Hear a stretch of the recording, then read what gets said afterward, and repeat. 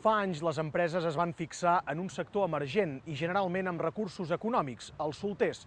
Al seu voltant s'ha aixecat un gran negoci amb tot tipus de serveis. Al contrari del que passava fa anys, són moltes les persones que escullen ser solteres. Els que s'hi troben sense voler-ho, també hi ha solucions, en forma d'agències matrimonials o clubs d'amics. Els singles tenen fins i tot una fira especialitzada i nosaltres hi hem anat. Tenemos también servicios a domicilio que ayudan en general a todo, desde limpiar, planchar, cuidar los niños, si eres un single con niños. Quan ve la gent, s'integren, es coneixen, fan grups, perquè clar, dintre nosaltres som, diguéssim, la mare, no?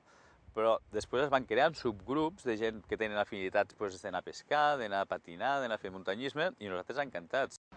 Segons l'Institut Nacional d'Estadística, a l'estat espanyol hi ha més de 7,5 milions de solters, vidus, separats i solters de tota la vida.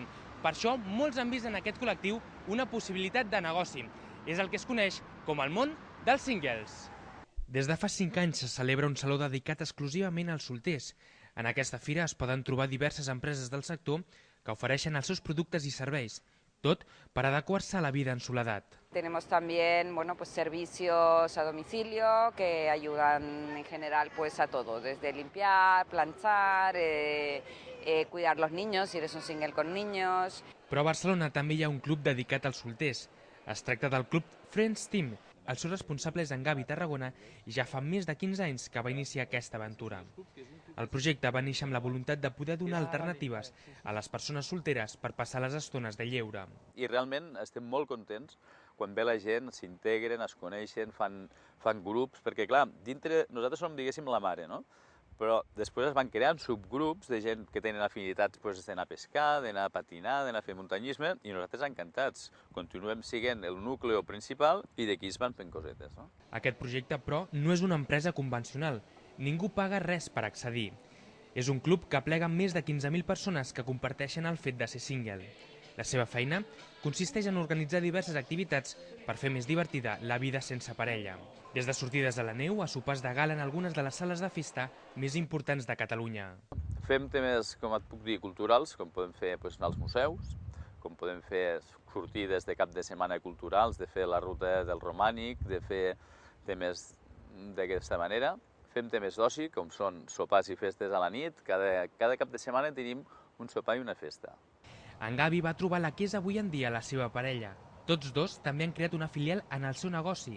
Es tracta del projecte del Club Singles dedicat exclusivament per a aquelles persones que tenen menys de 39 anys. Home, és important trobar-te amb un equip de gent que tingui la mateixa condició que tu, no? Que sigui soltera, separada, sola, single, i poder compartir experiències. No? A vegades no és fàcil tens un equip de gent que té la seva parella o un entorn d'amics que potser no tenen el mateix parer que tu, i suposo que trobar gent amb les mateixes idees o ganes de fer coses és important. En canvi, hi ha empreses que s'encarreguen de preparar cites. És el que es coneix com l'agència matrimonial. La Mari Carme Banús ja fa més d'una dècada que està al capdavant de l'agència Samsara. En tots aquests anys ha tingut nombroses anècdotes. Jo recordo, per exemple, una parella una persona que va vindre aquí. Clar, una de les dades que nosaltres demanem és l'adreça, no? I la persona que nosaltres veiem que encaixava més, una persona que vivia amb el seu mateix edifici, però hi havia l'escala A i l'escala B. De filia d'escala, ells es veien de vista, s'havien conegut de vista, però clar, ningú sap, normalment les persones no anem amb una camiseta dient busco parella, o soc lliure, o soc single, com està ara de moda. Aleshores, sí, es van conèixer a través nostre dues persones que vivien en el mateix bloc de casa. El sistema de funcionament és ben senzill. La persona en qüestió omple un formulari amb les seves dades personals i amb una petició de com seria la seva parella ideal. En aquesta fitxa s'envien els dos. Hi ha dades que són bastant bàsiques. El que seria més confidencial aquí seria el telèfon, perquè ells necessiten el telèfon per trucar-se i per quedar el dia, l'hora i el lloc que els hi vagi més als dos. Aleshores, això s'envia, la fitxa s'envia o per correu postal o cada vegada més per correu electrònic. Una vegada ells s'han conegut, ens han de retornar els comentaris de com ha anat la presentació. Si s'han agradat i de moment ja no volen cap presentació més, que aquesta lògicament és l'opció que als clients els agrada més i a nosaltres també, que ens deixa més satisfets els dos. L'altra possibilitat és dir, doncs no, és una persona que m'ha agradat, que és agradable, que està molt bé, però hi ha hagut més presentacions, i l'altra possibilitat és doncs, bueno, que no hi ha hagut prou química, clar. Això sí, només treballen amb persones heterosexuals. En aquests moments es dediquem única i exclusivament a parelles heterosexuals. Bueno, des del punt de vista que és legal ens ho podem plantejar en un futur, però en aquests moments és només heterosexuals. En Joan Miquel va decidir apuntar-se a una agència d'aquestes. Té 49 anys, 3 fills, separat, i treballa com a responsable comercial d'una important multinacional. Està molt implicat amb la seva feina i no té temps per sortir. Per això es va apuntar a l'agència matrimonial. Ell espera algun dia poder trobar la seva dona ideal. La persona ideal, algú que pugui compartir amb mi les meves inquietuds, les meves aficions, i llavors, bueno, sempre hi ha, evidentment, tots en mente el tema físic d'una o altra forma.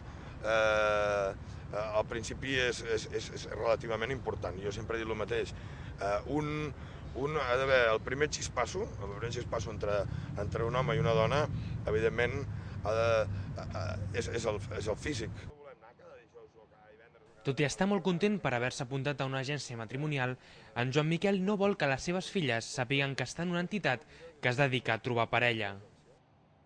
No, les nenes de veritat són, jo crec que, com et deia, quan vam començar, bueno, la separació tenia 5 anys de petita, són prou petites com per depèn de quines coses. Elles jo crec que ho han passat molt bé, ho han portat molt bé, perquè tant sa mare com jo des del primer moment hem tingut molt clar quina era la nostra tasca, i la veritat és que són unes nenes molt felices, que treuen bones notes, que practiquen esport, que estan molt bé, molt sanes, tant física com psíquicament, no? I això no ho hem perdut mai de vista, ni sa mare ni jo, perquè, bueno, entre altres coses, tenim una molt bona relació, no? Però sí que han conegut amigues meves, o una parella, entre cometes, o amigues meves sí que les han conegut. Estem parlant d'uns 23... Casos com el de Joan Miquel són els més comuns, però hi ha qui no s'ho pren amb tanta filosofia això de trobar parella. Fins i tot, en alguns casos pot arribar a provocar una depressió. A vegades s'ha tractat de definir quin és el perfil del solter, i realment és molt difícil, perquè penso que ser solter, més que una característica, és una conseqüència. Una conseqüència o bé d'una decisió que hem pres a nivell vital, no? És a dir, que tenir parella no passa pels nostres objectius vitals, senzillament, o bé de vegades per una mancança d'habilitats socials o per una inseguretat personal. Hi ha persones que els encantaria tenir parella i tenir família posteriorment i no són capaces d'entablar una relació sentimental per una inseguretat personal. L'Anna Martínez és especialista en tractar l'ansietat i l'estrès, i és que moltes persones arriben a estar en una situació d'angoixa perquè no troben parella. Molts d'ells es troben sols, per la qual cosa suposa una càrrega emocional molt forta.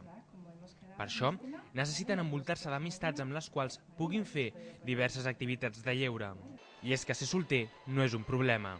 No, jo penso que ser solter no és un problema. El problema seria la soledat, aquella percepció de soledat, però que també la pot tenir una persona envoltada de gent, o una persona amb un matrimoni que no és satisfactori, no? I que no li omple. O sigui, penso que està tot amb la percepció que nosaltres tenim de les nostres circumstàncies i dels nostres objectius vitals, no? Sigui com sigui, ser un single avui en dia no ha de suposar cap inconvenient. Al contrari, un solter pot fer milers de coses, anar al cinema, a la muntanya, fer esport, llegir, descansar... Una llista d'activitats que no s'acabaria mai. És aquí on ens preguntem si amb tot el que es pot fer sent solter, qui troba en falta una parella?